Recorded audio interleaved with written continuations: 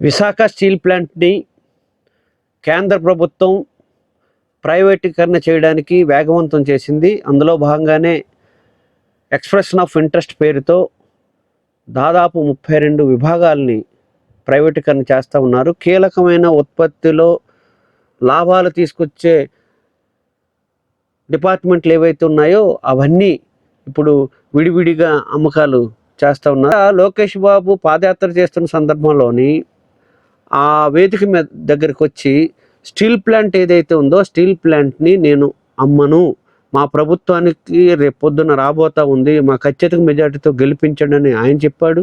ఈరోజు టీడీపీ రాష్ట్ర అధ్యక్షుడిగా ఉన్న పల్లా శ్రీనివాసరావు గారు నిరాహార దీక్షలు చేశారు. ఆ సందర్భంగానే గాజువాక అత్యధిక మెజార్టీతో గెలిపించారు.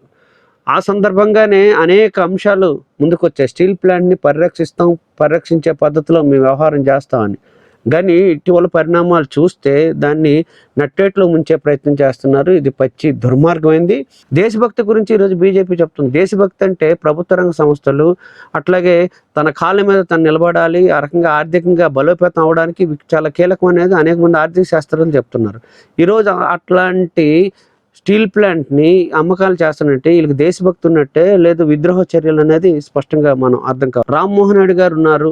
గతంలో ఢిల్లీలో నిరసన కార్యక్రమాలు చేసినప్పుడు ఆయన పాల్గొన్నారు. ఆ రోజు స్టీల్ ప్లాంట్కి సంబంధించి అనేక మంది ఆత్మ బలిదానం కింద స్టీల్ ప్లాంట్ వచ్చింది. ఆ రకంగానే ఆత్మగౌరవం కింద స్టీల్ ప్లాంట్ ఉందని ఈరోజు క్యాబినెట్లో కీలకమైన మనిషిగా ఉన్నారు. దాన్ని పరిరక్షించాల్సిన బాధ్యత పోయి ఈరోజు దాని గురించి పట్టించుకునే పరిస్థితి లేదు. అంటే ఆ రోజు అన్న మాటలకి ఈ రోజు అన్న మాటలకి ఎంత తేడా ఉందని. అంటే ప్రతిపక్షంలో ఉన్నప్పుడు ఒక రకమైన మాట, అధికారంలోకి వచ్చిన తర్వాత ఇంకో రకమైన మాట్లాడే పరిస్థితి ఉంది. ఈరోజు పవన్ కళ్యాణ్ గారు అంతకుముందు ఏమని చెప్పారు, మేము అధికారంలోకి వస్తే ఖచ్చితంగా స్టీల్ ప్లాంట్ పరిరక్షిస్తామని చెప్పారు. ఈరోజు ముఖ్యమంత్రిగా, డిప్యూటీ ముఖ్యమంత్రిగా కూటమి నాయకులు కీలకమైన పాత్ర నిర్వహిస్తున్నారు. వీళ్ళు ఎంపీలతోనే బీజేపీ ప్రభుత్వం నడుస్తూ ఉంది. ఇంత ఒక మంచి అవకాశాన్ని ఆంధ్ర రాష్ట్ర ప్రయోజనాల కన్నా ప్రైవేటు వాళ్ళ ప్రయోజనాలకే మాకు మిన్నగా ఎంచుకొని చేయటం అనేది పచ్చి దుర్మార్గమైంది. కాబట్టి ఎప్పటికైనా స్టీల్ ప్లాంట్ని పరిరక్షించే పద్ధతులు ఉండాలి, సొంత గనులు కేటాయించాలి.